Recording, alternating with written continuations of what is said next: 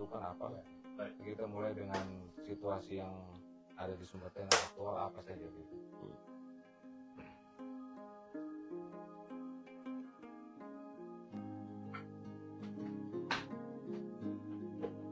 Sorry, episode itu berapa? 9.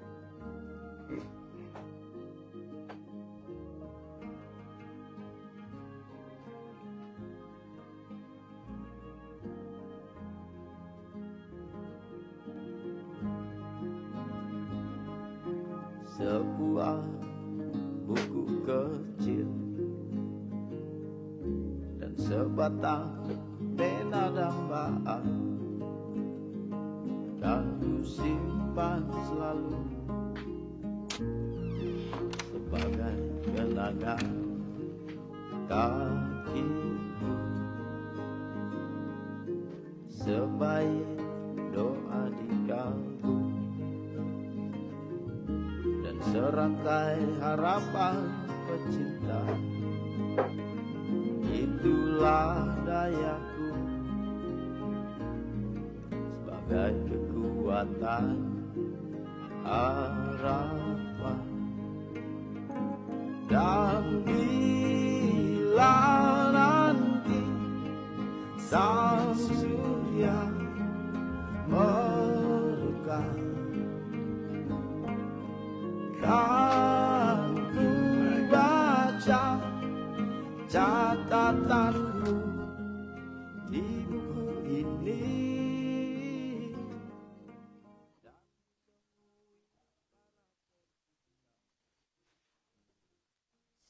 Salam suara Gailar Oli dari Buha.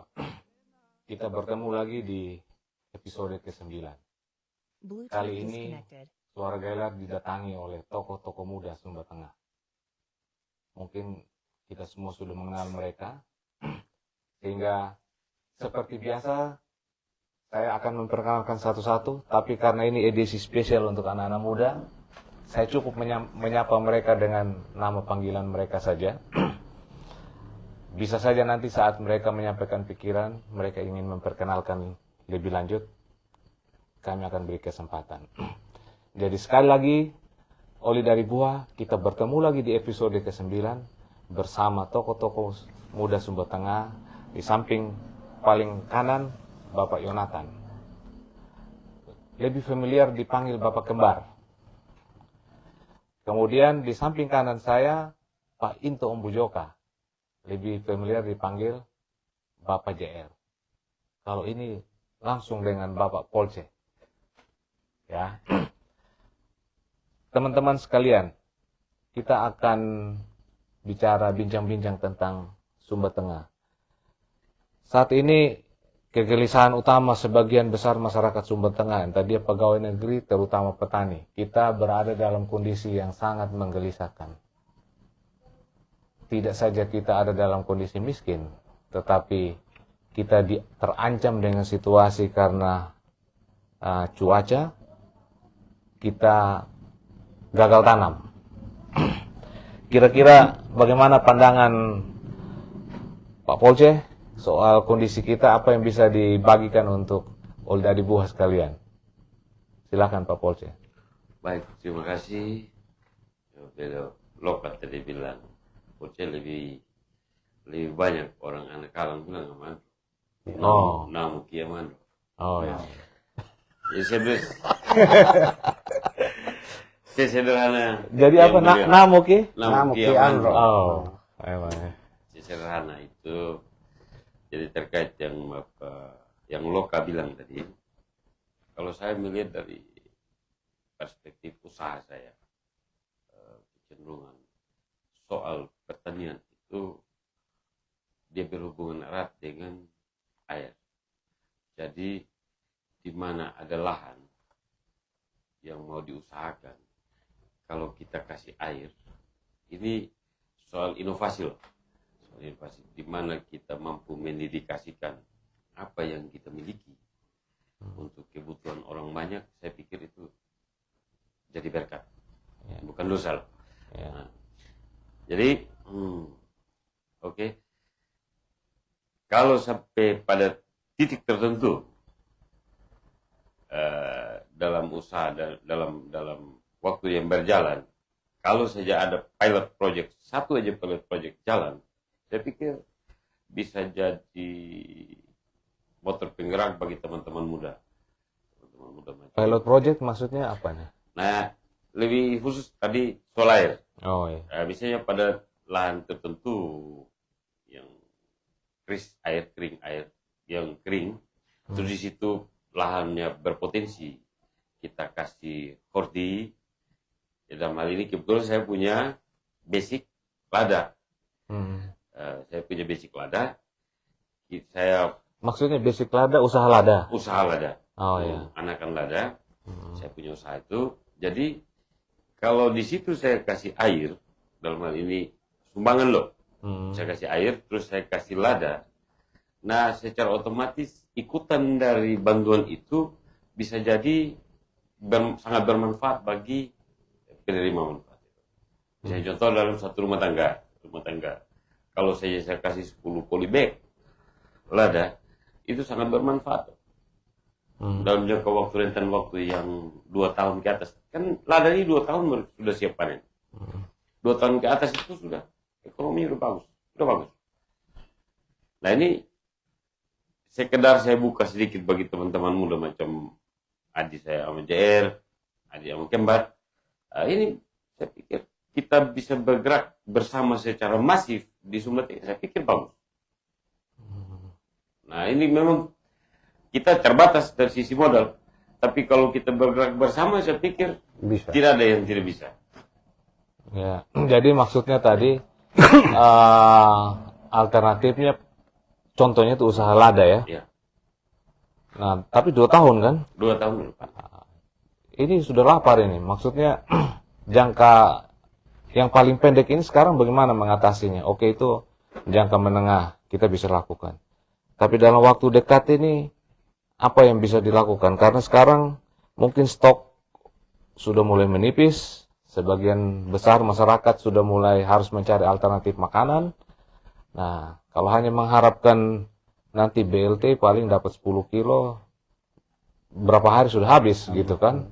Nah ini kita sebagai orang Sumba Tengah apa yang harus dilakukan mengatasi hal seperti ini? Mungkin dari Bapak JR ada yang bisa dibagikan ke kita semua? Iya, yang pertama tentu kita kembali pada sistem kita, ke pemerintah begitu. Tentu memang kita lihat kondisi hari ini dengan cuaca yang katakanlah tidak menentu, maka sudah pasti prediksi saya ini gagal tanam, gagal panen. Nah kalau sudah gagal tanam, gagal panen, maka tentu pemerintah harus berperan aktif di sini. Nah saya berharap mudah-mudahan pemerintah sudah mengambil langkah-langkah ke depan untuk dapat mengantisipasi ini. Sebab kalau tidak, tentu kita sudah berhadapan dengan kelaparan. Masyarakat sudah tidak berdaya apa-apa.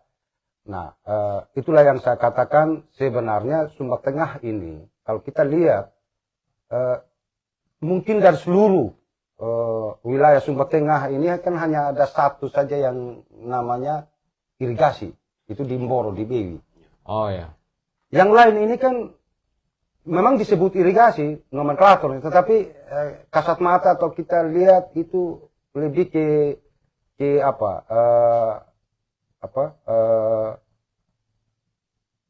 bukan irigasi, tetapi bagaimana kemudian kelebihan air itu dibuang. Maksud Pak itu ada salurannya, tapi sebenarnya debit airnya tidak ada. Tidak ada. Jadi di Wemanu bagaimana kalau Wemanu? Kalau Wemanu juga begitu. Jadi menurut saya tidak ada satu di macam contoh kita di sini yang mohon maaf mungkin kalau pandangan saya bisa keliru, tetapi kita hampir semua renase. Jadi lebih banyak kita itu renase. Jadi yang maksud renase itu kan membuang kelebihan air. Nah sekarang kita bicara soal kondisi hari ini, katakanlah ketergantungan rata-rata semua lahan kita itu tergantung dengan curah hujan. Tak ada hujan. Nah ini memang kita harus rubah cara pandang karena ketergantungan kita terhadap sawah itu tinggi sekali. Tinggi sekali. Jadi dengan situasi yang seperti ini, maka kemudian semua pihak, baik pemerintah, kita juga masyarakat, orang muda sudah harus segera berpikir alternatif. Mengapa kita tidak melirik, katakanlah tanaman yang dapat menghasilkan. Jadi contoh macam durian atau tadi yang disampaikan oleh kata saya Pak Polce, ada lada. Ini kan pikiran-pikiran alternatif begitu, Pak Obed. Jadi kalau tidak, maka tentu kita ke depan itu sangat tergantung dengan sawah, sementara sawah atau lahan kita itu terbatas. Satu ketika lahan kita bisa habis, sawah kita bisa habis karena apa? Lahan atau tanah itu tidak bertambah, tetapi manusia itu bertambah. Nah, ini yang kemudian kita harus berpikir alternatif. Kalau saya tadi melihatnya dari sisi itu, Pak Obed, jadi tidak bisa kebun juga yang ada tidak menjanjikan. Jadi kalaupun masyarakat tanam jagung, tanam ubi, ya semuanya juga tergantung dengan curah hujan. Saya kira itu yang terjadi di kita selama ini, sehingga harapan saya sebagai orang muda di Sumba Tengah tentu tidak bisa kita hanya menunggu apa kata pemerintah, tetapi harus ada satu gerakan besar dari kita masyarakat, terlebih khusus kaum muda, untuk kemudian bagaimana kita bisa melihat ke depan ini. Karena kalau tidak, maka kita hanya jadi penonton di wilayah kita sendiri. Lahan kita cukup bagus menurut orang lain, tetapi kita tidak mampu mengolahnya atau merubahnya menjadi sesuatu gitu. Baik. Jadi rasanya kita setuju lah ya dengan kondisi kayak gini, masyarakat maupun pemerintah sudah harus berpikir alternatif. Dalam jangka pendek memang harus dicarikan upaya-upaya untuk menanam tanaman yang bisa dinikmati dengan cepat. Ya. Tidak harus dimakan, mungkin bisa diuangkan dulu lalu kemudian beli beras atau dan yang lain. Untuk itu kira-kira apa yang bisa dilakukan Pak Nathan? Mungkin Pak Nathan bisa lebih langsung usulan konkretnya apa begitu ya, yang kira-kira bisa dilakukan oleh masyarakat, bukan saja hanya pemerintah, karena sekarang ini tidak bisa kita berharap lagi kepada pemerintah saja. Mereka juga punya beban administrasi, pekerjaan yang begitu banyak gitu ya. Tetapi kita sebagai masyarakat, terutama sebagai orang-orang muda Pak Nathan, kira-kira apa yang bisa dibagikan ke Oli dari Buah sekalian? Baik, saya yakin pertama media yang hari ini tempat kita diskusi adalah menjadi ruang untuk terutama kaum muda yang mungkin seusia dengan saya, bahwa hari ini tentunya menghadapi seperti yang disampaikan tadi oleh saudara Kakak Polce dan Om Into, bahwa dengan kondisi kita saat ini memang harus banyak berpikir dan melakukan juga apa yang kita pikirkan. Maksud saya adalah dengan kondisi saat ini curah hujan yang tidak jelas, penghasilan petani yang memang sudah tidak cukup jelas, memang kita sebagai kader muda juga harus mampu memberikan opsi-opsi usaha apa yang bisa mendatangkan untuk meningkatkan penghasilan. Tidak harus macam seorang PNS, dia tidak harus menunggu gajinya. Kalau dia sebagai petani tidak harus menunggu bagaimana dia hanya fokus kepada hasil pertanian berupa padi, jagung dan lain sebagainya. Dengan kondisi curah hujan hari ini, padi saja sudah kuning, merah dan lain sebagainya. Tapi kita sebagai kader muda, kita bisa belajar dari keluarga kita di SBD bahwa mereka tidak punya sawah, tapi tingkat belanja mereka beras dan lain sebagainya mereka bisa dapatkan. Ya, saya sebagai kader muda juga mungkin tadi kalau Polce lada di belakang rumah saya itu tanam lombok dalam 2.200 pohon dengan sistem irigasi tetes. Saat ini secara pribadi saya sangat terbantu dari sejak tanam sampai ini saya tidak pernah beli lombok, bahkan bisa membantu juga teman-teman. Dan di situ juga ketika kita sebagai kader muda juga yang mau memberikan pelajaran dalam hal ini ada opsi usaha lain, ya kita harus ajak juga minimal tetangga-tetangga kita yang awalnya memang kalau kita lihat dia punya kondisi itu padi dia sudah tanam, karena bibit saja saat ini mereka sulit dapatkan bibit yang berkualitas, bahkan yang ini juga karena padi yang mereka punya saat ini mungkin di keler-kelernya sudah selesai. Tapi yang saya mau sampaikan di sini, bagaimana kita menyampaikan juga kepada teman-teman yang mau berjuang, terutama yang memang hanya fokus usaha pertanian maupun PNS sekalipun, dia harus punya dua kaki di tempat berdiri. Jadi kalau kolam yang penghasilan yang satu kering, dia masih ada kolam penghasilan yang lain. Jadi maksud saya salah satu usaha juga dia harus punya. Ya salah satunya tadi bagaimana kita mengajak teman-teman anak muda dengan kondisi tadi yang disampaikan Pak Polisi juga bahwa memang air ini menjadi utama. Karena dengan air ya bisa juga kalau air sudah ada di setiap rumah, NTT juga bisa terjadi nelayan tani ternak. Jadi mereka juga bisa buat kolam ikan dengan bibit ikan mungkin kalau difasilitasi oleh dinas terkait, oleh pemerintah daerah. Dan yang kedua juga dia bisa bertahan dengan menanam hortikultura.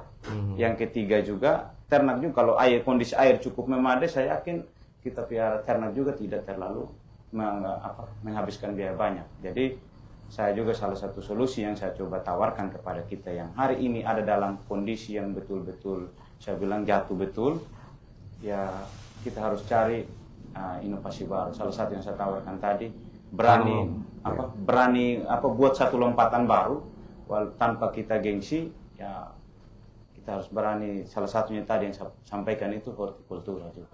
Itu juga bisa meningkatkan juga tanpa kita tanam padi pun dengan kondisi saat ini kalau kita pacuin hortikultura, bahkan siri juga itu kalau terapkan ya itu bagus juga. Jadi kondisi harga siri juga saat ini cukup meningkat. Mungkin itu yang saya sampaikan. Baik, Pak Nathan, saya ingin gali lebih lanjut untuk kita semua ya. Jadi maksudnya begini, Lombok sekarang berapa sekilo? Seingat saya pernah sampai 75 ya? Iya, pernah tembus. Pernah tembus ya, 75. Betul. Beras itu sudah 17-18 ribu. Betul. Jadi 1 kilo Lombok sudah bisa dapat 3 kilo beras. 3 kilo beras. Lombok Pak Nathan berapa lama Pak setelah ditanam kemudian kita bisa panen pertama itu? Saya kemarin 3 bulan.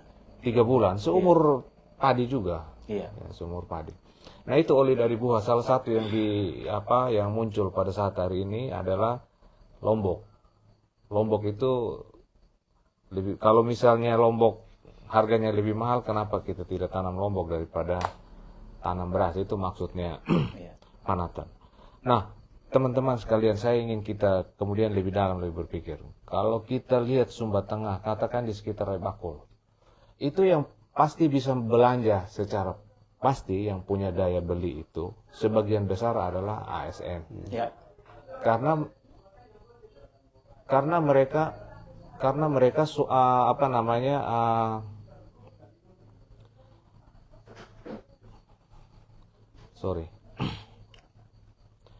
mereka punya pendapatan yang tetap gitu ya. Jadi mereka mampu membeli barang-barang yang tersedia di pasar. Tapi mereka itu sebagian kecil sekali daripada warga Sumba Tengah. Nah, kalau tadi benar ada usulan untuk menanam cabai, persoalan siapa yang beli? Siapa yang beli gitu kan? Padahal tadi ada harapannya, kita tanam cabai, ada yang beli, uang itu kita pakai untuk beli beras kan, maksudnya seperti itu kan? Betul. Ini gimana ini kita Pak Polce menghadapi situasi yang seperti ini? Katakanlah tadi orang udah ikutin Pak Nathan sampaikan, tanam cabai, mungkin bukan cabai saja, sayur misalnya dan sebagainya. Nah setelah ditanam dengan usaha yang maksimal, dengan menggunakan air secara efisien, yang beli juga daya beli terbatas. Gitu. Jumlahnya sangat terbatas. Ini gimana kita mengatasi persoalan yang seperti ini Pak Polce? Oke, terima kasih Loka. Kalau Loka, Loka. Di mana-mana tetap Loka, Mas. Jadi menurut saya merubah mindset teman-teman udah di buah yang bergerak dalam bidang hortikultura ini tidak segampang yang kita katakan. Jadi kita memberi respon positif ke mereka untuk menggeluti satu bidang horti. Contohnya taruhlah Lombok kayaknya gitu. Yeah. Tapi kalau tidak ada respon balik dari pemerintah dalam hal ini menyediakan tempat posisi pasar yang bagus, yang menjanjikan bagi teman-teman kita udah dibuat tadi ini yang menggeluti bidang itu mubazir. Akhirnya sekali aja mereka tanam, harga drop, hilang. Nah contoh kecil kan begini, ini kita sudah 15 tahun loh. Sampai hari ini saya belum dengar Apa yang 15 tahun? 15 tahun ini usia nih kabupaten. 17. Saya bilang 15 efektif. Dari sisi politis. Ini sudah sweet 17. Siap. Saya lihat dari sisi politis. Ya. 15 ini dalam hal pengambilan kebijakan. Oh ya. Jadi 15 tahun kita ini sampai hari ini saya belum dengar itu efek dari perusahaan daerah. Oh, perusahaan daerah. Ini Oke. penyertaan modalnya besar nih untuk perusahaan besar. Berapa? Ya taruhlah contoh aja rata-rata penyertaan modalnya 1 M aja contoh. Oke. Jadi efek dari itu mereka tidak bisa bergerak secara masif. Contoh tadi yang saudara bilang, Bapak Kempal bilang, ada titik-titik tertentu yang menggeluti bidang horti, taruh Lombok. Kalau dia gerak ke situ aja, angkut dan ini apa? Membawa ke tempat pemasaran yang tepat, saya pikir Sumba Tengah tidak terlalu ribut kok. Oh ya, artinya Pak Polce mau mengatakan bahwa perusahaan daerah bisa dipakai untuk Sangat bisa, sangat. Kenapa tidak? Supply. ya. Ngapain kita usaha mesin contoh, mesin usaha fotokopi aja? Efeknya untuk orang kecil apa? Lebih baik kita usaha ini, kita jadi supplier Lombok, PD ini jadi supplier Lombok, lebih bermanfaat bagi orang banyak, kan begitu sih sebenarnya. Yang Pak Polce mau maksudkan adalah bahwa kalaupun perusahaan daerah melakukan kegiatan bisnisnya bukan sekedar hanya untuk mendapatkan profit. Betul. Bisa dong pakai fotokopi, tapi yang penting profit. Tapi yang ingin Pak Polce sampaikan bahwa pilihannya bukan itu. Betul. Pilihannya kegiatan bisnis yang mensupport, Betul. mendukung kegiatan masyarakat kecil ya, maksudnya begitu ya. Betul. Lanjut, Pak. Memang benar. Mungkin didirikan, namanya perusahaan, didirikan dengan berbagai ini mekanisme dan seterusnya. Tapi di situ ada ini representatif masyarakat yang rakyat yang duduk di Makatul yang perlu memberi masukan ke pemerintah bahwa tidak semata-mata ini program pemerintah aja yang dijalani, tapi ada sebagian dari masyarakat itu yang perlu di backup. Jadi ada keseimbangan gitu antara pemerintah dan masyarakat. Jadi masyarakat tidak ribut. Dia usaha kecil aja dia tidak ribut. Dia jalan aja, tekuni. Dan itu otomatis ekonominya terbangun. Kalau ekonomi terbangun dari dapur, orang ribut di kaple, perut sukanya. Nah gitu. Sesederhana itu. Ditahan dulu Pak. Tadi ada satu hal yang menarik, bagaimana representasi dari rakyat di Makatul gitu ya. Itu nanti kita akan bahas bagaimana caranya supaya itu bisa efektif. Saya kembali lagi masih di hal yang sama Pak Into. Apa yang bisa Pak Into sampaikan ke kita semua?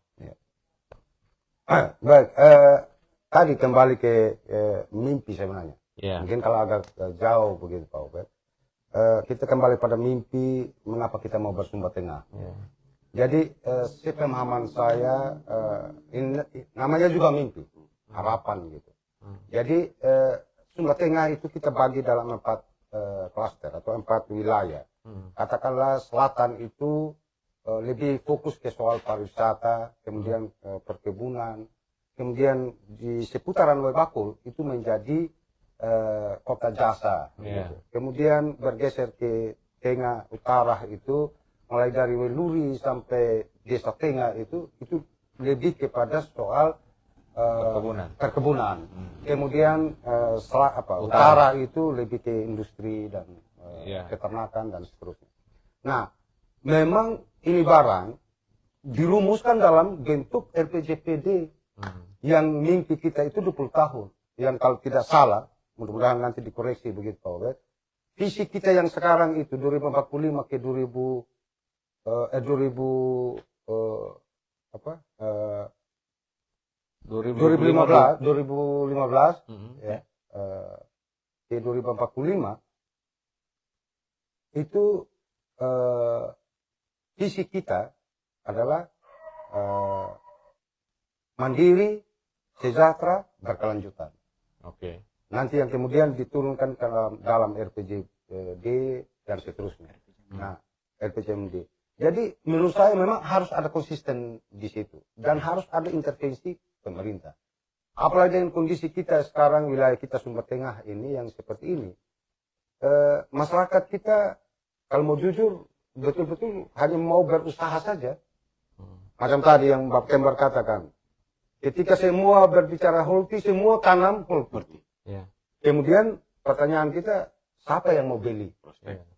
Mengapa kemudian tidak kita bagi di wilayah mana yang menanam holti, di wilayah mana yang mungkin Budaya lain. ada jenis usaha yang lain. Sehingga menurut saya itu juga yang membuat kita harus merumuskan satu kebijakan dalam bentuk program yang terintegrasi. Jadi kalau kita bicara semua OPD bahwa, ya minta maaf kalau saya salah mengatakan demikian, seolah-olah ini kan masing-masing OPD merumuskan masing-masing gitu. Tetapi kenapa kita tidak merumuskan program atau kegiatan yang terintegrasi? Katakanlah siapa yang menjadi leader di situ, dinas mana yang menjadi leader. Kalau kita bicara pertanian, segmen mana yang kita mau ambil tentang pertanian gitu. Jadi di situ PU masuk, kemudian dinas-dinas lain perikanan dan seterusnya. Pariwisata mungkin masuk ke situ dan seterusnya. Nah, kira-kira mungkin itu pikiran-pikiran liar saya begitu. Baik. Pak Obat. Artinya itu dalam jangka menengah dan Iya. panjang ya kita harus buat perencanaan yang terintegrasi gitu ya. Betul. Kemudian kita harus mapping wilayah kita sesuai dengan potensinya gitu. Nah, saya masih ke yang jangka pendek ini. Selain tanam lombok, Pak Nathan, apalagi yang bisa kita lakukan untuk jangka pendek ini supaya orang tetap bisa makan gitu. Nggak akan bisa berpikir kalau belum makan. Memang ya kalau dalam jangka pendek ini ya Sorry sebelum lanjut dulu ada Mandara, toh? Iya. Sekarang mau Mandara kemana? Semua Tidak ada lagi yang bisa sama. Tidak ada lagi. Mandara Suari ya. Lanjut. Memang dengan kondisi saat ini ya kita masih beruntung lah kita di Sumba ini. Iya. Bisa kunjung di saudara itu bisa makan gratis. Mungkin kalau ya karena saya permerantau di Bali ya kalau tidak kerja tidak makan. Ya gratisnya itu agak susah. Tapi ya kita di Sumba Tengah walaupun kondisi lapar tetap kita bisa dapat makan. Artinya dimensi solidaritas sosialnya masih cukup tinggi. itu bisa kita manfaatkan. Lanjut. Pak. Ya. Memang kalau saya dengan dalam kondisi yang hari ini betul-betul terjadi untuk kita bisa dapat tetap makan dalam kondisi yang memang dengan kondisi untuk kita dapat makan agak susah. Ya. Memang harus ada satu hal yang memang kalau dari awal kita konsepkan itu bisa kita nikmati hari ini. Tapi kalau kita berpikir usaha apa yang paling tepat, saya pernah diskusi dengan salah teman saya bagaimana kita terutama di tingkat desa itu pemanfaatan BUMDes. Oke. Kalau dilihat, saya pernah buat dia pun satu gambaran sedikit. Kalau di BUMDes itu biasanya ada anggaran 50 sampai 100 juta. Nah, kalau BUMDes kita ini membuat satu ikon produk, maksud saya harus ada satu ciri khasnya desa, produk unggulannya di desa itu melalui BUMDes. Ikon. Jadi misalnya ya saya di Desa Dasailu yang hari ini saya di Desa Persiapan Tarumajaya. Ya ciri khasnya Desa Dasailu itu apa begitu? Harus ada salah satu produk yang memang dikelola oleh BUMDes dengan dana yang ada. Nah, salah satu yang memang karena mungkin background saya juga bisnis, saya bilang bahwa kalau dengan dana BUMDes misalnya 100 juta, ada beberapa hal yang kita tolong di masyarakat. Misalnya dengan dana 100 juta hari ini kita kasih, pertama kan kita akan mendata kios-kios dulu. Saya yakin hari ini banyak kios-kios yang pinjam di koperasi itu yang tiap mingguan itu ditagih. Saya juga salah satu juga yang memang selalu juga keluarga ini uang koperasi. Koperasi pinjam uang. Nah, begitu. Jadi kalau BUMDes betul-betul maksimal dengan dengan satu lompatan yang saya maksudkan misalnya dengan dana 100 juta, 50 juta ini bagaimana BUMDes ini dia menjadi pusat distributor barang. Artinya biasa macam kami di Tarumajaya yang cukup jauh misalnya, mereka dengan kendaraan BUMDes juga yang ada di beberapa desa itu, mungkin BUMDes mendata kebutuhan apa yang dibutuh oleh kios. Nanti BUMDes yang belanjakan semua dengan apa-apa yang dibelanja misalnya. Nanti dengan dana 50 juta dia bisa mungkin kalau di koperasi itu bunganya cukup tinggi. Mungkin kalau dia kasih dengan 2% saja dia kasih pinjam 1 juta, 2% saja dia bayar setiap bulannya. Kan kalau koperasi yang mingguan itu dia sudah mingguan. Tapi kalau misalnya 2% setiap bulan dia pinjam uang 1 juta misalnya, itu juga salah satu usaha bagaimana dia cepat. Misalnya dengan dana 50 juta dia pisahkan untuk ini khusus untuk meminjamkan, misalnya ada 10 kios atau dengan pola 5 juta begitu.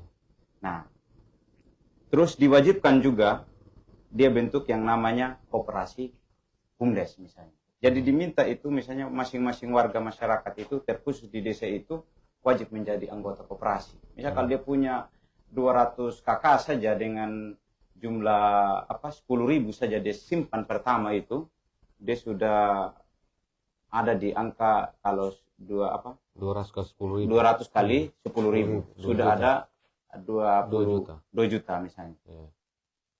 2 juta itu untuk ini. Kalau dia ada 200 kakak, 200 kali 10.000. Berarti ada 2 juta. 2 juta. Nah, kalau ada 2 juta dengan pola tadi ini, misalnya masing-masing anggota atau kepala keluarga ini tadi uangnya 10 juta ada yang terkumpul, ditambah dengan dana BUMDes tadi 50 juta menjadi 60 juta. Dari dana 60 juta ini dipinjamkan kepada mereka ini. Ini membantu untuk tagihan per minggunya. Jadi itu untuk usaha kios. Nah, apa manfaat dari mereka misalnya yang tidak buka usaha kios tapi menjadi bagian dari anggota koperasi yang dilakukan oleh BUMDes itu. Nah, ada bagian lain yang didapatkan adalah dari dana yang 50 juta kan masih ada tadi yang tersisa, Bapak. Cuma gini Pak Nathan, itu kan di atas kertas. Ya. Kalau orang yang dipinjamin itu juga berpikir ekonomis. Ya, dia ngerti gitu. Sedangkan target-target kita ini yang tadi kalau ide itu dijalankan, ada saudara-saudara kita nih yang tidak tahu, begitu lihat uang pikirannya sudah tempat lain gitu. Tidak semua orang berpikir ekonomis gitu ya. Karena yang saya amati juga ini pinjaman-pinjaman seperti yang tagihannya per minggu itu harusnya bisa mereka lakukan. Bukan karena nggak laku barangnya, barangnya laku, tapi uangnya dipakai untuk kebutuhan lain. Apalagi kalau uang pemerintah ini kan mindsetnya uang pemerintah kita tidak akan kembalikan gitu. Belum yang bond. Ya. Ini gimana ini kita atasi ini yang seperti ini? Kalau itu tidak kita bisa atasi, rubah mereka punya perilaku dari perilaku yang masyarakat yang sangat, saya belum menemukan istilah, katakanlah boros lah ya. Boros lalu kemudian harus berpikir ekonomis, ini kan susah. Dana itu bisa lari kemana saja. Kalau nggak ditagih sama koperasi itu mungkin koperasi bangkrut juga itu. Iya kan? Tapi karena mereka punya sistem yang bagus, mereka tagihin terus. Nah, yang bangkrut saudara kayak Pak Yonatan nanti yang dimintain sama keluarga yang bantu-bantu gitu. Nah, ini gimana nih kita hadapi situasi seperti ini sebelum kita masuk ke segmen berikutnya? Silakan. Memang ada fenomen sebelum Pak Kemar lanjut. Saya juga temukan di lapangan ini, Pak Obed. Jadi sebenarnya masyarakat kita itu sudah terlilit utang. Jadi memang mereka pinjam sekarang tadi itu yang per minggu, tetapi untuk menutupi yang pinjaman ini dia pinjam lagi di tempat lain. Gitu. Untuk menutupi. Gali lubang tutup lubang. Jadi semacam gali lubang tutup lubang. Nah, ini memang menurut saya harus segera. Tadi kalau Pak Obed tanya, ini bagaimana caranya? Kalau saya rata-rata mama kita yang berdagang ini kan otodidak saja. Dia tidak punya skill. Dia tidak punya perhitungan. Dia omset itu berapa. Kemudian dalam omset itu dia untung berapa. Itu tidak pernah ada. Nah, memang ke depan kita berharap kita itu punya dinas koperasi. Saya secara pribadi berpendapat, kalau dinas koperasi ini tidak bermanfaat secara langsung terhadap masyarakat, ya bubar aja dinas itu. Atau jangan kasih nama dinas koperasi gitu loh. Kalau masyarakat kita harus meminjam uang di koperasi-koperasi yang swasta gitu. Jadi menurut saya tentu pelatihan itu butuh. pemahaman, sehingga kita bisa data. Tadi yang Bapak Kembar bilang, kalau di desa itu BUMDes saja berjalan, tentu kita bisa identifikasi kios-kios kecil yang omsetnya mungkin 1 juta, 2 juta saja, gitu. Selain yang memang omsetnya sampai 100 juta atau 50 juta, ya mungkin dia bisa bertahan. Karena yang kita tidak sadari atau yang mama kita tidak sadari di kampung-kampung, di desa-desa yang berjualan itu, ketika datang keluarga, bond gitu. Jadi kadang berminggu-minggu, itu pun kalau dibayar. Sementara mereka sudah harus mendapat tagihan dalam minggu, katakanlah minggu depan dia harus membayar sekian. Sementara barang dia tadi atau utang atau yang orang yang datang utang itu belum bayar. Nah itu yang menjerat masyarakat kita, sehingga memang mau tidak mau menurut saya ini harus ada kebijakan besar dari pemerintah. Sekali lagi ini fenomena yang memang menjerat masyarakat. Lagian sekarang dihadapi lagi dengan situasi yang kayak begini, memang sungguh-sungguh sangat membuat masyarakat kita ya tidak berdaya lah gitu. Baik, Oli dari Buah, tentu pembicaraan kita kali ini tidak langsung bisa menyelesaikan banyak hal. Tapi paling tidak muncul percikan-percikan gagasan yang mungkin bisa dikembangkan lebih lanjut. Tadi sudah ada satu gagasan, segera lakukan diversifikasi, bukan hanya tanam padi, tapi tanam lombok, tanam pala, gitu ya, walaupun 2 tahun gitu. Lada. Jadi lada, walaupun bagus juga kita tanam lada dan tanam lombok. Untuk 2 tahun sudah ada lada, untuk 3 bulan, 6 bulan, 9 bulan ada lombok. Karena lombok setahu saya 3 kali panen ya Pak ya. Ya, bahkan bisa tumpang sari juga. Bisa tumpang sari. Bisa kemangi di sekitar Lombok itu bisa juga. Ya. Bisa, jadi kemudian jagung juga itu kan tidak butuh banyak air. Kalau misalnya dengan air yang terbatas, lahan juga tidak terlalu besar, itu bisa kita siram. Itu Oli dari Buah. Jadi kami di sini tidak berpikir bahwa sekali ngomong semua masalah selesai, tapi hanya pemicu saja untuk kita sama-sama berpikir gitu ya.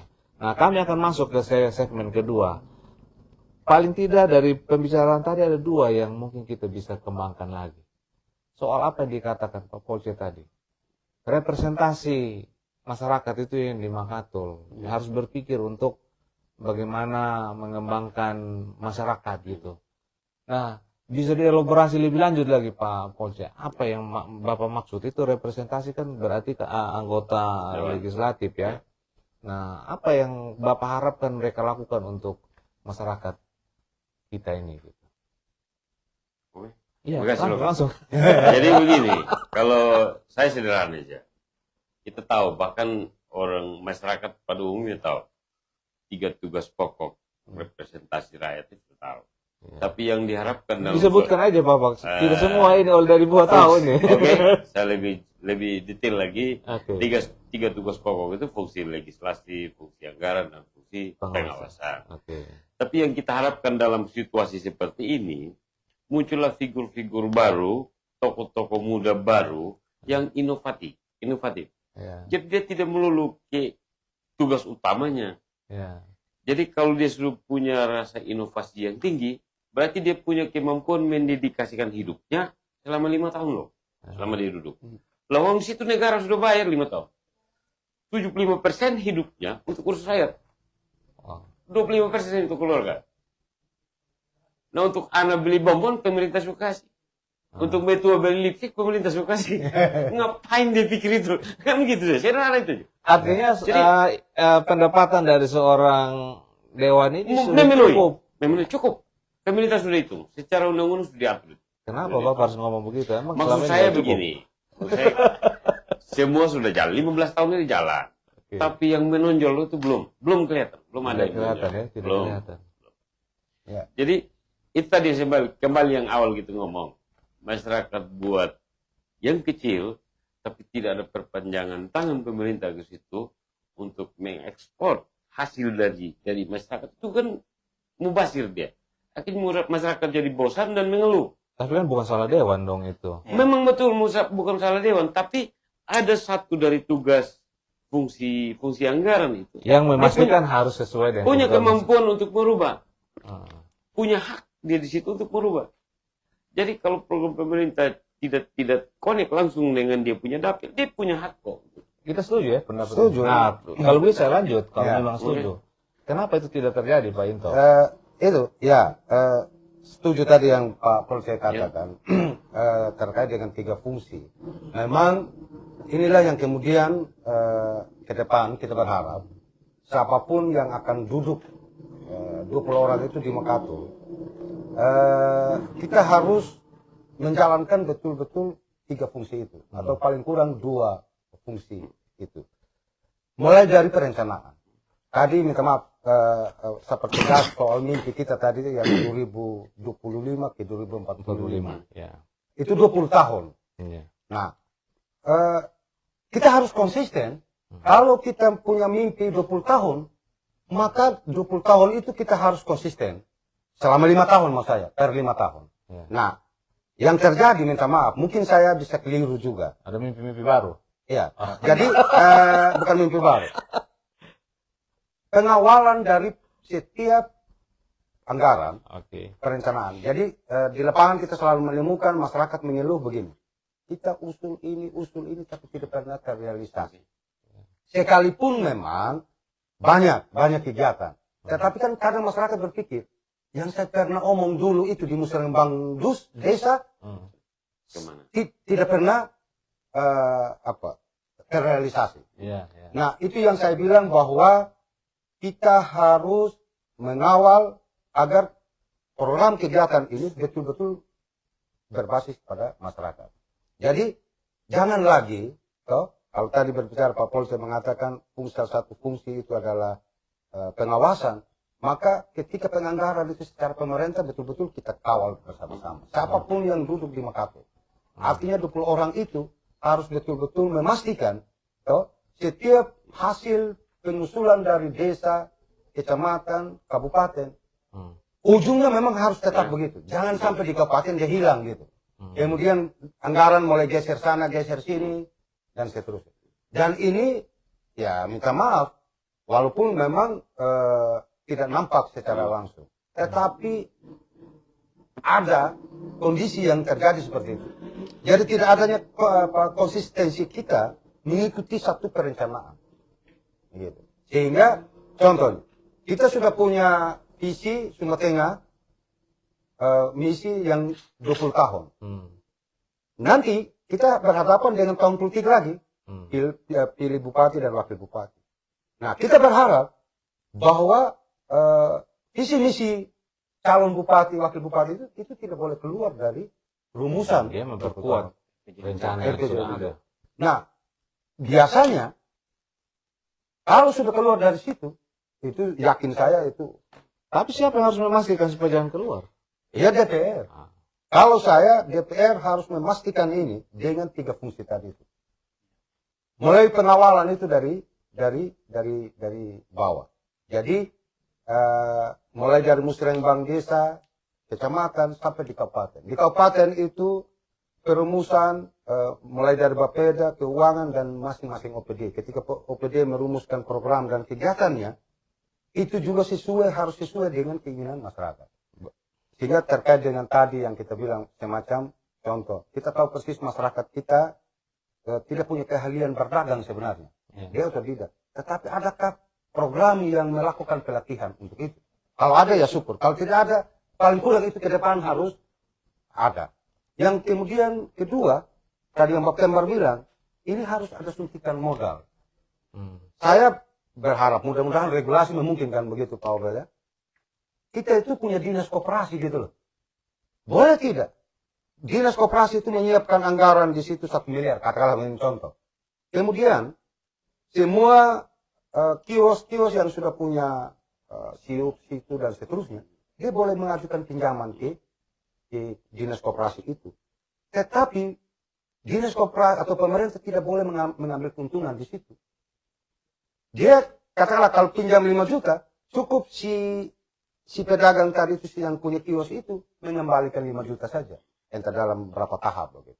Ketimbang dia mengambil pinjaman uang di luar, di swasta, yang kalau diambil 5 juta dia harus kembalikan mungkin 6 atau 7 juta dan seterusnya.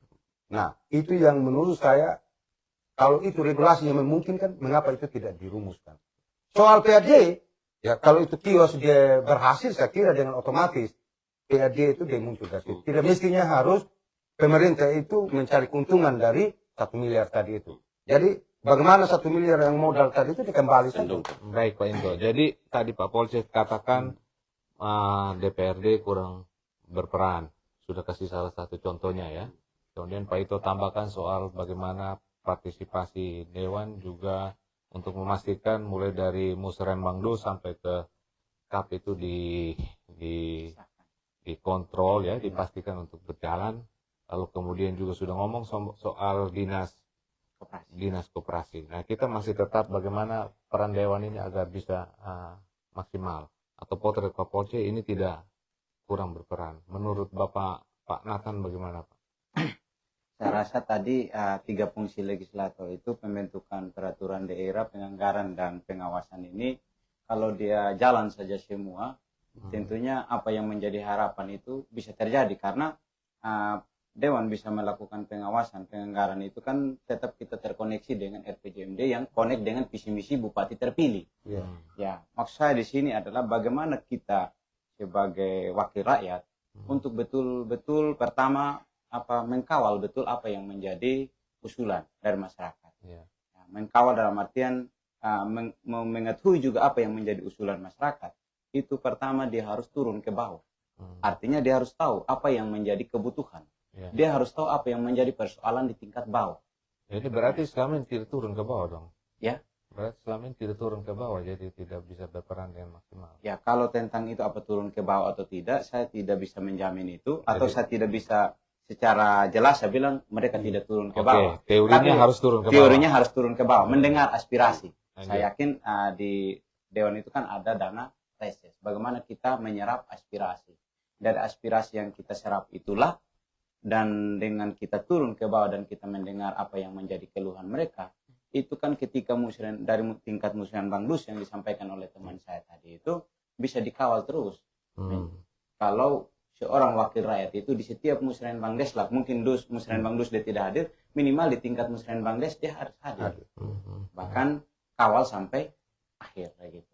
Mungkin tadi yang dikatakan juga oleh saudara saya Om Into, ya hari ini mungkin mimpi kita harus rubah mimpi itu dia harus jadi impian. Mungkin makanya selama ini dia jangan mimpi saja, seperti mimpi adalah sesuatu yang kita dapat saat tidur, kita harus rubah menjadi impian atau sesuatu yang benar-benar kita inginkan dan kita kerja keras untuk wujudkan. Maksud saya adalah bagaimana kita betul-betul memastikan apa yang dibutuhkan oleh masyarakat bawah berdasarkan kunjungan kita ke tingkat bawah betul-betul bisa terjawab tidak di tingkat atas. Artinya sampai tadi di tingkat Musrembang Kap begitu. Sampai dia penetapan. Oke, ini menarik Pak Nathan. Saya ingin juga pendapat teman-teman. Ini kan cuma terminologi saja turun ke bawah. Kalau kita ngomong Sumba Tengah ini mau turun ke bawah mana lagi gitu? Kita sudah sama-sama di bawah juga. Iya dong? Iya, betul. Artinya kehidupan kita sehari-hari ini ya itu juga gitu. Bukan seperti orang katakanlah di Jawa yang memang dia ada di kota, lalu kemudian dia harus turun ke pelosok begitu ya. Kita sejauh-jauhnya pelosoknya hanya ada di Konda sama Loba sana begitu. Itu kan tidak terlalu membutuhkan upaya yang luar biasa gitu loh. Artinya kita bisa siapapun itu tanpa menggunakan fasilitas kendaraan yang harus susah dan sebagainya. Asal siapkan waktu saja pasti bisa gitu loh. Nah, pertanyaan saya bagi kita semua, mengapa seolah-olah persoalan di bawah ini tidak sampai di atas sih? Padahal kan kita ini ada di bawah terus juga gitu loh. Pak Yonatan kan bukan orang yang tinggal di Wengapusan harus datang ke sini kan? Betul. Yang sehari-hari juga ada di lingkungan bawah ini masyarakat. Betul. Pertanyaannya kenapa seolah-olah yang terjadi di bawah ini nggak terekam dan tidak bukan yang diputuskan itu tidak sesuai dengan yang dibutuhkan. Sepertinya jauh banget kayak gitu. Padahal kecil gini daerah kita, daerah kecil. Nah, silakan Pak. Kalau punya gagasan langsung saja. Ya. mungkin silakan. mohon izin saya Silakan. tambahkan sedikit terkait turun ke bawah tadi. Walaupun kita hari ini di kota, mungkin seperti yang disampaikan tadi oleh Abang Obed, maksud saya turun ke bawah adalah kita harus tahu apa yang dibutuhkan. Saya minta maaf, Itu Abang yang saya Obed, mau cek, Pak. hari Masa ini nggak tahu gitu? Iya, hari ini kamu bayangkan ya kalau sekelas mungkin ya minta maaf di Lerabas saja kalau yang dekat dengan perkantoran Makatul kalau belum ada listrik kan ya apa namanya atau minimal ada penerangan ya itu kan bukan tidak ada juga saya apa memojokkan salah satu tidak turun ke bawah tapi maksud saya kita harus tahu apa yang menjadi pergumulan di tingkat bawah. Nah, terus saya juga apa turun juga macam di Konda dan Malopa. Di situ yang saya lihat sampai hari ini ya minta maaf ya mungkin udah dibuka kalau mungkin sempat ke Konda kalau ke Malopa cobalah nginep sekali misalnya di salah satu rumah penduduk tidak ada WC Pak tidak ada WC banyak yang belum ada WC maksud MCK gitu bagaimana upaya pemerintah daerah atau mungkin pemerintah desa memprogramkan ini minimal ada WC lah wajiblah setiap rumah ya minimal mungkin dengan dana pribadi atau mungkin ada dana yang minimal dibelikan kloset lah atau apalah caranya. Memang kalau dilihat harus kalau ada kloset air kalau tidak ada lebih penting minum atau untuk apa di WC atau MCK begitu itu pertanyaan di bawah. Maksud saya hari ini ya bagaimana kita melihat atau menyampaikan tadi salah satu pergumulan ini supaya ke depannya itu ya sekelas Pondok Malopa yang kita bilang di sana ada Pantai Lima Bidadari yang menjadi pusat tujuan wisata ke depannya. Maksud saya kan hari ini mereka harus kita melihat juga harus ada sesuatu yang memang salah satu tadi itu. Kalau kita nginep di bawah ya minta maaf bos saya nginep ya kita di Semak belukar bos minta maaf kalau BAB. Ya minimal bagaimana peran serta masyarakat atau peran serta pemerintah itulah bagaimana untuk bisa mewujudkan ini itu salah satu hal yang saya bilang tadi. Supaya kita tahu. Saya masih mau bertanya. Nah, silakan lanjut. Saya rasa ini Pak, tadi lo pertanyaan tantangan bagus. Menantang, makin menantang. Jadi begini, kalau menurut saya sederhana aja. Ini kemampuan yang belum kita miliki, teman-teman miliki ini merepresentasikan dedikasi hidup kita untuk tugas dan tanggung jawab yang kita emban. Itu belum maksimal. Tadi kan sederhana sih saya jawab. Kita diberi tugas dan tanggung jawab, pemerintah udah bayar itu. Artinya pemerintah meyakinkan kita, yuk kerja ini aja, jangan ngurus yang lain. Rumah tanggamu sudah dibayar, sudah beres. Tapi kemampuan kita, mindset kita untuk menerjemahkan dedikasi itu belum kelihatan. Kenapa? Nah ini kembali ke person. Nah ini berat. Kalau sudah mau person berat. Iya kenapa? Jadi artinya kenapa personnya bisa seperti itu? Apa yang salah? Saya pikir kalau sudah person itu sudah privasi. Privasi ini sudah bisa digembar-gembar. Nah kembali kepada persoalan kita sekarang. Ini butuh hal-hal yang pejabat baru. publik itu tetap harus bisa dikritisi. Benar. Bisa dikritisi. Betul. Sekali kita mau menjadi pejabat publik, kita siap dikritik oleh kalau masyarakat. kita mudah-mudahan saja kalau kita masuk rel itu karena kita siap kok. Kenapa tidak? Kita gas. Jadi Bapak yang kampanye. Sama menyambung silakan, Pak yang Yodo. disampaikan oleh saudara kita tadi Bapak Kembar atau Menatang. Jadi benar. Nah, salah satu fungsi tadi adalah penganggaran. Jadi bagaimana kemudian anggaran itu secara bersama-sama, baik pemerintah maupun legislatif, merancangnya secara. Karena begini, mudah-mudahan saya keliru gitu, Pak. Kalau tidak salah itu APBD kita itu 64 miliar sekian. 664 miliar. Ya. Kurang lebih seperti itu. Nah, sekarang oleh pusat itu lebih spesifik lagi. Ada spesifik grant yang memang macam contoh tadi. Anggaran itu tidak bisa diotak-atik lagi. Khusus untuk DPU, khusus untuk pendidikan dan kesehatan.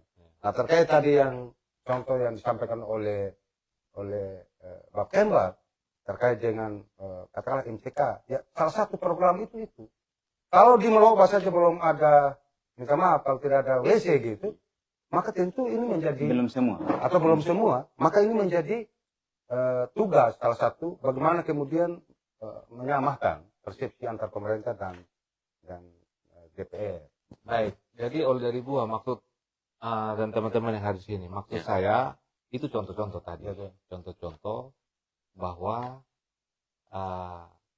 tidak turun ke bawah gitu.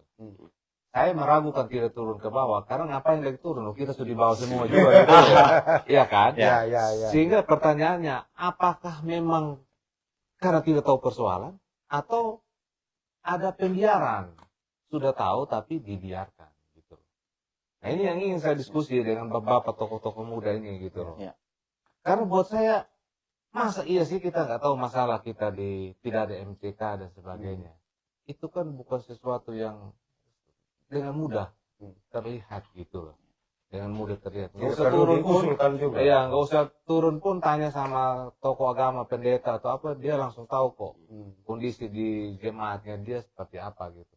Saya mau menunjukkan bahwa itu bukan pekerjaan sulit untuk mengetahui persoalan. Dan saya yakin mestinya tahu gitu loh. Tapi kalau sesuatu yang seperti itu juga tidak terlihat dalam kebijakan-kebijakan, apakah ini yang terjadi? Apakah pembiaran atau memang seperti yang dikatakan tadi memang sudah tidak mendedikasikan dirinya gitu ya untuk daerah ini gitu. Jangan mimpi yang besar-besar dulu yang soal Sumba Tengah. Kalau Dari soal kita tugas dulu. ini saja belum gimana? Jadi Impian yang besar-besar. kalau saya Pak Obed, Ya, ya mungkin ya beda orang beda pikiran. Nah, yang berbahaya menurut saya ketidakadanya keseimbangan antara legislatif dan eksekutif. Kalau eksekutif lebih kuat, sudah pasti DPR-nya itu lemah. Oh gimana supaya sama-sama kuat? Supaya sama-sama kuat, tentu memang mulai dari penawalan perencanaan tadi, saya tetap meyakini. Karena contoh di desa itu sudah punya dokumen perencanaan 5 tahunan juga sebenarnya. Jadi ada ketidaknyambungan antara apa yang dipikirkan di desa dan apa yang dipikirkan di kabupaten. Nah, kemudian legislatif ini sebenarnya hadir untuk menjembatani itu menurut saya. Sehingga anggaran yang sudah kecil memang tadi, kita punya anggaran yang kecil ini, bagaimana kita memanfaatkan betul sesuai dengan kebutuhan dasar masyarakat terpenuhi itu. Jadi kadang ya memang agak sulit. Mungkin kita bicara juga tidak, macam saya pribadi bukan karena kita punya keahlian di satu bidang itu, tidak. Tetapi memang yang kita lihat, kalau ini tetap kita tidak fokus dalam satu perencanaan, memang bagaimanapun ke depan ya tetap kita seperti itu. Datang lagi bupati yang lain, cara berpikirnya Visi misi beda juga. beda, dia jalankan menurut itu. Nah, kita tidak fokus seperti apa betul kita mau membangun wilayah ini. Kalau saya seperti itu. Pak Nathan, silakan Ya. Pak Nathan. Kalau saya sih tidak menjas apa yang dewan saat ini atau yang duduk di Makassar saat ini tidak turun ke bawah. Tapi ya, kita kan berpikir bagaimana ke depan. Saya tidak berpikir apa yang menjadi persoalan. Bapak cari aman. Bukan cari aman, Pak. Jadi artinya ya keadaan yang saya lihat, fakta yang saya lihat hari ini kan keadaan seperti itu. Bukan saja saya lihat, saya merasakannya. Ya. Jadi Lanjut. itu yang saya maksudkan. Ya bagaimana tadi yang disampaikan oleh Abang Into tadi, ya biasa bilang Om juga ya, Abang Into lah tadi sesuai kuliah di Buha yang bisa memaklumi itu. Maksud saya adalah betul-betul kita dari dokumen perencanaan itu kita kawal juga. Jadi nanti ketika dia masuk di tingkat yang lebih tinggi, kalau kita ikuti terus, ya sebagai wakil rakyat, saya rasa ketika mau dihapus, ya waktu penetapan APBDes itu kan kita harus ada. Supaya kalau misalnya apa yang menjadi usulan tadi atau aspirasi yang merupakan kebutuhan dari masyarakat itu, kita ada di situ, dan kita ketika mereka mau penetapan, kita bisa sampaikan, nah itu jangan dihapus atau jangan dihilangkan. Begitu. Nah, oke, kita sama seperti tadi dari Buah, tidak semua langsung kita bisa beresin pertemuan ini. Kita hanya sekedar untuk mancing-mancing gagasannya. Oke, kita masuk ke segmen berikut lagi teman-teman. Jadi salah satu yang diungkapkan tadi bagaimana agar dewan itu berperan mulai dari bawah, musrembang yang terbawah sampai ke kabupaten. Nah, pertanyaan yang muncul adalah yang mungkin perlu kita diskusikan. Bagaimana memastikan agar musrembang yang dari tahap bawah pun itu benar-benar adalah musrembang. Karena hari-hari ini bukan cuma di Sumba Tengah, di mana-mana justru titipan dari atas. Jadi itu hanya formalitas saja di musrembang duskan gitu, di musrembang deskan gitu. Betul. Tapi sebenarnya sudah diputuskan dari atas, ini yang harus dilakukan. Saya bisa sebutkan banyak-banyak contoh misalnya kalau di Sumba Tengah, salah satu misalnya. Apakah misalnya penetapan rumah mandiri itu memang hasil musrembang dus murni? Bukannya datangnya dari atas, lalu kemudian diputuskan ini hasil diskusi-diskusi yang selama ini muncul gitu. Itu salah satu contoh. Maksud saya apa yang bisa kita lakukan supaya musrembang yang dari tingkat bawah itu adalah benar-benar musrembang gitu. Karena kan hakikat dari undang-undang pedesaan itu dibuat supaya perencanaan itu jangan top down, tapi dia bottom up, ya kan? Datang dari bawah. Gitu. Nah, memang salah satu masalah di bawah ini tidak punya kemampuan yang bagus untuk melakukan sebuah perencanaan. Gitu. Tapi jangan karena ketidakmampuan itu kita terus membiarkan mereka ada dalam posisi tidak mampu terus kan. Mereka harus dibekali dengan kemampuan untuk bisa meng-create sendiri rencananya. Karena mereka yang paling tahu masalah mereka kan gitu filosofinya gitu. Tapi kan dalam prakteknya formalitasnya ini, tapi banyak yang sudah disiapkan dari atas, tinggal diketok di bawah gitu. Saya minta komentar Bapak semua. Mungkin Silakan Pak itu. Jadi tadi kembali, sebenarnya di desa itu sudah punya dokumen RPJM desnya itu yang mungkin 5 tahunan juga kalau tidak salah itu. Jadi waktu di musrembang des itu kan sudah dipilah itu Pak. Mana yang didorong ke kabupaten, mana yang bisa dieksekusi oleh desa. Nah, kalau yang dieksekusi oleh desa itu kan terkait dengan visi misinya kepala desa sudah. Entah dia mau bikin apa di desa itu sesuai dengan janji politik lah gitu. Namun yang menjadi persoalan bagi kita itu yang kegiatan atau program yang dirumuskan tadi, yang diusulkan oleh masyarakat juga yang datang dari musrembang dus gitu, ketika masuk di musrembang des itu kan dipilah. Mana yang menurut pembiayaan begitu, yang akan kita dorong ke kabupaten. Nah, yang didorong ke kabupaten inilah yang tidak terkawal dengan baik. Sehingga ketika desa juga berpikir bahwa ini dari sisi pembiayaan dia tidak mampu. Makanya dia dorong ke kabupaten. Nah, itulah yang kita maksudkan semua tadi kita.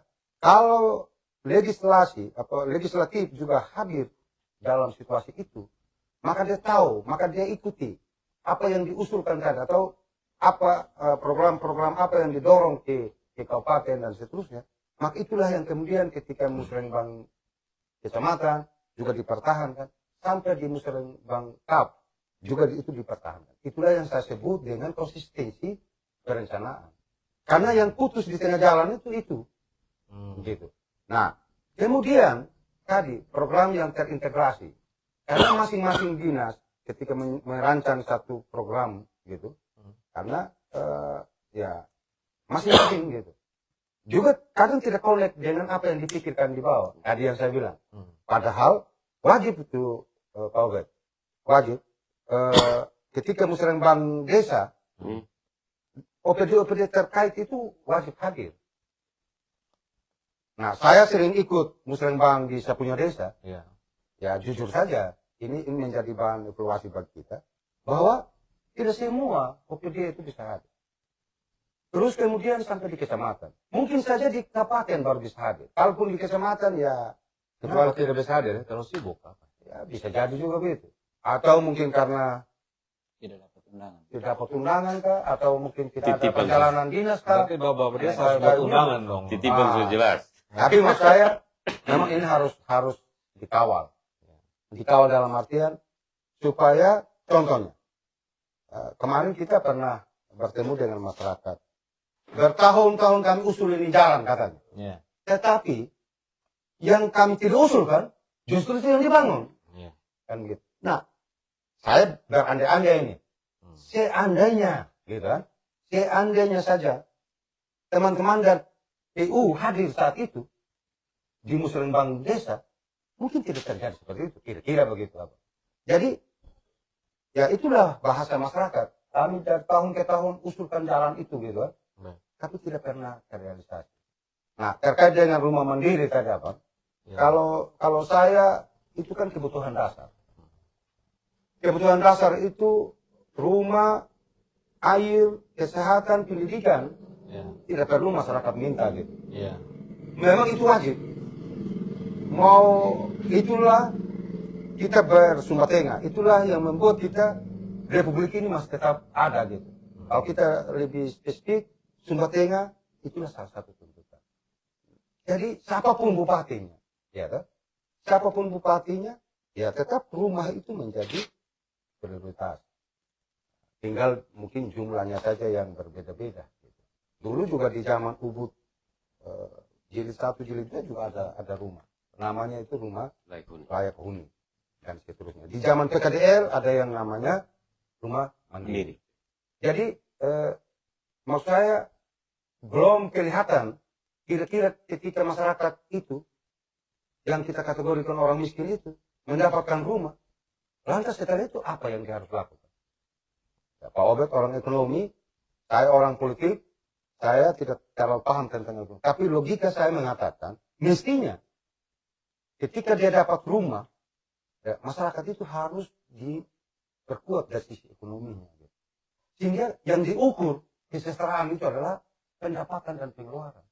Nah, kita selama ini, masyarakat kita tidak pernah, kalau kita tanya, berapa pendapatan? Dia tidak tahu pendapatan apa. Karena tidak ada satu ukuran. Nah, kita bermimpi juga. Saya berharap, bukan bermimpi tadi. Impian. Impian.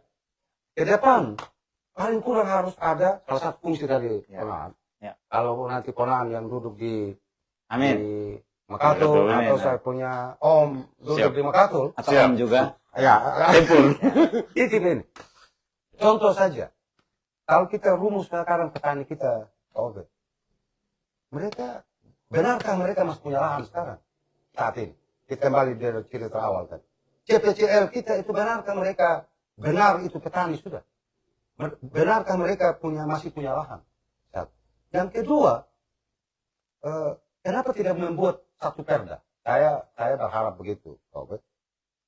Kalau seandainya ada perda yang merumuskan bahwa kalau orang tanam padi itu dibayar 50.000, atau kalau orang panen padi itu dibayar dengan 50.000, atau kalau seorang PNS gitu yang tanpa. Tapi kan prakteknya sudah begitu Pak Indro. Saya kalau tanam padi ya bayar Memang. 60. Kenapa harus diperdakan lagi?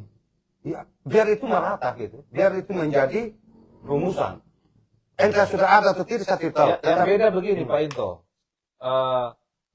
Saya undang mereka bayar 50.000, Betul. makannya nasi, ayam atau ikan. Betul. Nah, Pak itu karena mampu kasih makan daging babi. Betul. Nah, itu tidak bisa dikontrol. Nah, Biar produksinya tinggi. ya, yang saya maksudkan tadi, Awan. Oke. Jadi, biar ini pemerintah bisa ukur. Oh ya. Alat ukurnya jelas. Jadi kalau si A ditanya berapa pendapatanmu, maka dia tahu. Karena berdasarkan perda kita tadi, ya toh, si orang petani atau buruh tani begitu, dia mendapatkan pendapatan itu berapa. Sehingga kita bisa ukur. Apakah dia mendekati batas ambang kemiskinan, atau jangan sampai dia tambah masuk ke dalam kemiskinan. Nah, maksud saya seperti itu. Tapi ya mudah-mudahan sudah ada begitu. Kalau belum ada ya ke depan tugas Sepertinya teman-teman belum sih ya. Ya. Sepertinya belum. Memang banyak yang masih bisa dibenahi. Kita sudah sampai di saat-saat terakhir ini. Silakan Pak, sebelum kita closing statement, Ya. masih dalam masalah yang sama, Pak Nathan kalau punya pandangan 1-2 menit sebelum closing statement. Tentunya kita berbicara tadi tentang anggaran ya, Ya, atau bagaimana mengawal mengawal perencanaan ini supaya betul-betul tereksekusi dengan baik. ya. Ya, kendati Nanti pun- orang malas ikut musrembang des kalau Iya. Tidak terkawal. Iya. Ya, lanjut. Kalau dia sudah bisa tereksekusi dengan baik, seperti tadi yang disentil oleh Abang Obed juga, biasanya kok yang dari atas yang di prioritas. Nah, kembali lagi tadi kan tentunya ya, apa yang menjadi visi misi bupati, mungkin itu yang menjadi turunannya, yang pada akhirnya kalaupun misalnya di tingkat bawah itu tereksekusi, itu adalah salah satu bagian mensukseskan dia punya program visi misi, yang tentunya program visi misi bupati ini, bupati terpilih kan dia tertuang dalam RPJMD-nya nanti di range line. Maksud saya adalah dengan kondisi itu kita sebagai wakil rakyat misalnya kalau terpilih, ya kita harus mengkawal dari tingkat itu. Nah, ketika kita kawal dari tingkat apa yang menjadi usulannya, visi misi dari bupati terpilih, ya salah satu tadi mungkin disentil tentang rumah mandiri, mungkin itu adalah salah satu program yang memang beliau kucurkan siapapun bupati terpilih. Maksud saya hari ini bagaimana kita betul-betul mengkawal aspirasi supaya betul-betul terkait perencanaan ini yang dari tingkat bawah ini betul-betul tereksekusi dengan baik. Maksud saya gini Pak, teman-teman. Jadi undang-undang desa itu dibangun, lalu kemudian dengan pendanaan yang cukup besar, memang sengaja didesain supaya perencanaan itu sesuai dengan kebutuhan desa di situ, gitu loh. Bukan sesuai dengan kebutuhannya pemerintah daerah, tapi sesuai dengan kebutuhan masyarakat. Mereka yang tahu masalahnya, mereka yang buat programnya, gitu loh. Sesuai dengan kebutuhan. Tadi kalau kaitkan dengan itu kan sudah ada juga kan dari Pemda gitu kan, dari pemerintah. Sedangkan prakteknya selama ini masih diambil juga dari anggaran APBD. Tolong koreksi kalau saya salah ya. Setahu saya satu desa itu kan sekitar 5 unit rumah per tahun. Let's say 1 miliar 1 tahun anggaran desa. Kalau rumah itu 68 juta kali 5 sudah berapa Pak? 300 hampir 400. Hampir 500. Sekarang hampir 50% dari anggaran ini hanya dinikmati oleh 5 kepala. Apakah itu memang itulah desain musrembang yang benar atau gimana? Itu yang saya challenge Bapak tadi gitu loh. Nah, jadi tidak serta-merta visi misi bupati langsung semua ini dipakai, karena sebenarnya kenapa itu tidak melalui Pemda, tapi kan langsung ke desa terus sekarang. Maksudnya kan seperti itu gitu loh. Nah, ini supaya masyarakat ngerti ini, supaya tercerahkan begitu. Itu yang tadi saya ingin komentar dari Bapak. Silakan kalau mau komentari, kalau tidak kita lanjut. Jadi kalau saya memang mungkin diluruskan begitu Pak Obed. Jadi kalau terkait dengan rumah tadi, ada yang dibiayai dari APBDes dan ada yang dibiayai dari APBD kabupaten. Kalau dari APBDes berarti hasil musrembang desa. Ya. Sementara yang dibiayai oleh kabupaten belum tentu itu menjadi perencanaan dari desa. Belum tentu. Artinya saya juga tidak tahu pasti. Tetapi di desa itu sudah merencanakan gitu. Ya, apakah itu berarti semua desa memang merencanakan bangun 5? Tidak. Menurut saya. Itu Jadi pertanyaan. dia fleksibel. Ya. Bisa saja di desa dia bisa bangun 2, dia bisa bangun 3, dia bisa hanya bangun 1. Bisa juga bangun. Nah, bisa juga Kalau dia, ada yang lebih prioritas. Karena skala prioritas itu karena menjadi- kita bicara soal prioritas. Nah, terkait dengan itu tadi yang saya bilang. Jadi kalau di desa itu memang contoh tadi tuh, kalau dia butuh rumah 5, wajib, dan itu sudah harus prioritas, katakanlah begitu. Karena itu kepentingan orang miskin. Tetapi desa itu hanya mampu 3. Maka 2 itu dia dorong ke kabupaten. Mestinya begitu menurut saya. Jadi jumlahnya 5, karena dia tidak mampu membiayai semua, dia hanya 3 yang dia mampu, maka 2 itu yang dia dorong ke kabupaten atau sebalik. Oke, Ol dari Buah. Jadi memang kita harus dorong supaya perencanaan itu benar-benar murni dari desa. Tinggal gimana orang-orang perangkat di desa diberi kemampuan untuk berencana dengan baik. Jangan hanya sekedar copy paste apa yang disuruh dari pemerintah daerah dilakukan gitu. Di situ baru kita dapat hakikat dari pemberdayaan masyarakat desa termasuk aparatnya. Bagaimana Pak Polja? Saya kurang adil kan saya? Ya, siap. Terlalu berat sini tadi ngomong. Lanjut, siap. Lanjut ya. Ya. Oke. Jadi minta maaf saya tambah sedikit. iya. Jadi kalau saya Pak Obed, mungkin tidak seluruh desa, tetapi ada beberapa desa. Kalau kita melakukan riset, mereka tidak terlalu peduli dengan rumah mandiri yang datang dari kabupaten. Nah itu saya mau lanjutkan Pak, supaya jangan, Ya. ini kan waktu terbatas. Betul. Itu yang dibilang tadi Pak Nathan. Apakah, kan bisa itu, anggaran satu rumah mandiri sudah bisa jadi berapa MCK? Ya. Kalau di, Ya. Bagus. kalau ada skala prioritas, Ya. gitu loh. Itu oleh dibuah, maksudnya kita bukan menyalahkan siapa-siapa, Ya. kita kan Program itu bagus. kita mengkritisi satu kebijakan. Kita sudah lebih dari 1 jam, menurut Bapak. Ya. Terlalu semangat kita. Ya. Silakan. Ya. Closing statement dari Bapak bertiga. Tadi kan dari kiri, sekarang dari Kan. kanan. Oke. Silakan. Jadi Oli dari Buha. Oli dari Buha yang hari ini menyaksikan kita ada di sini, Ya.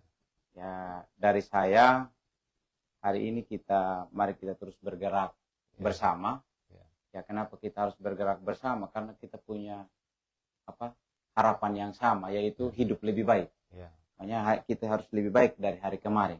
Kalau memang kita mau hidup lebih baik dari kemarin, tentunya kita punya mindset yang dibilang oleh Pak Polja tadi, kita harus berubah.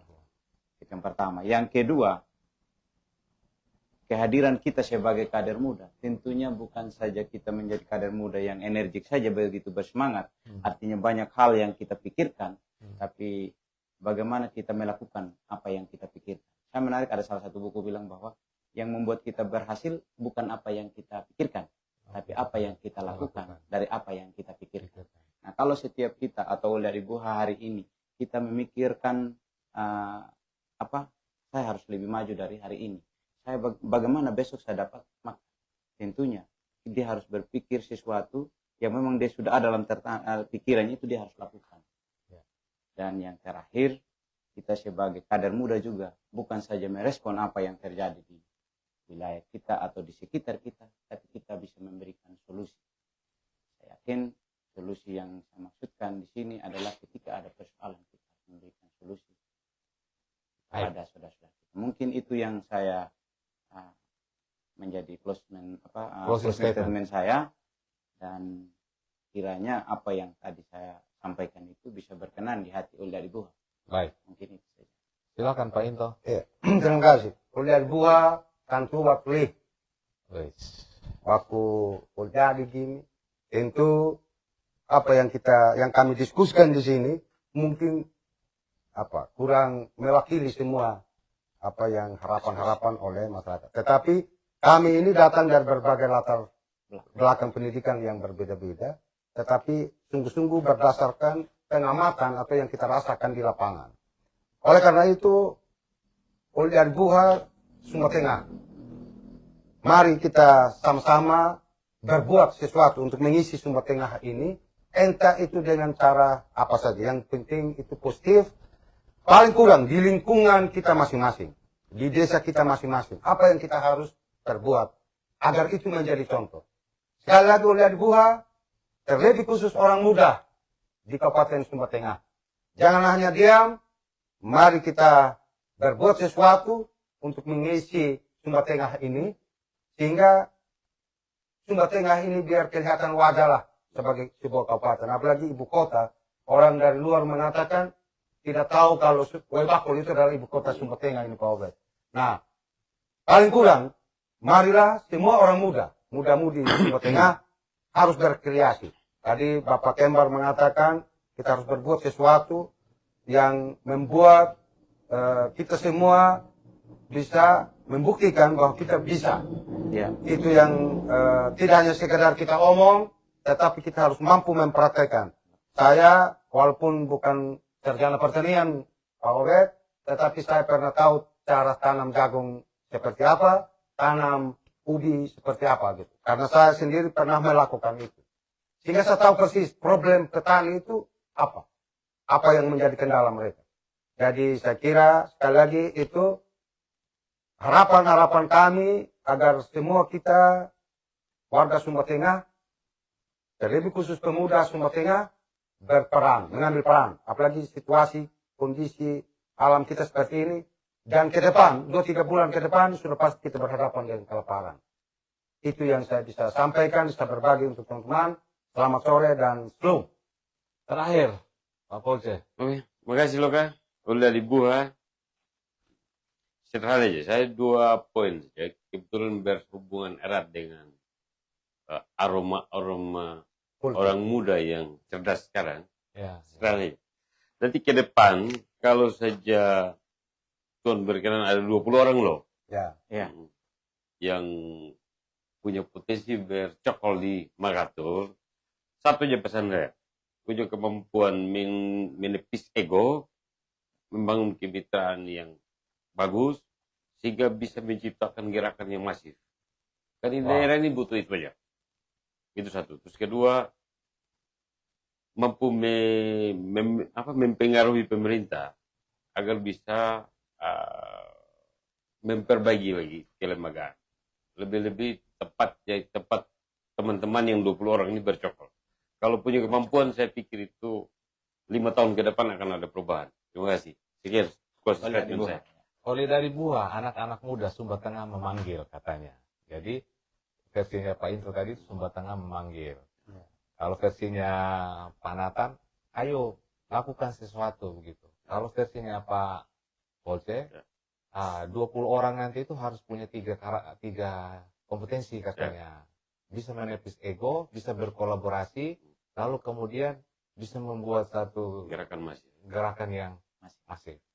Walaupun kami cuma ngomong 1 jam begini, banyak juga ya yang bisa kami share ya. Nah, oleh dari Buah, kami tidak berpretensi bahwa apa yang kami lakukan ini semua yang terbaik.